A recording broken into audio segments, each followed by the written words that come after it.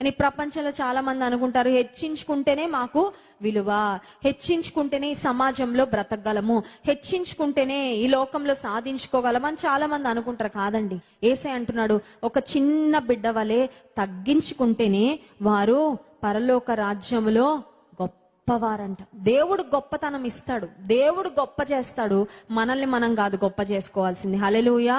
తగ్గించుకుంటే మంచిదే, తగ్గించబడుతున్నావా ఇంకా మంచిదే, ఏం పర్వాలేదు.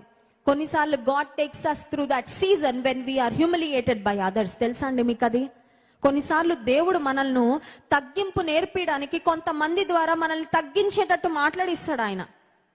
Know that it is God's plan that you have to go through it. ఏం బాధపడద్దు, నలుగుతావు విరుగుతావు, మంచిదే, నీ మంచి కొరకే.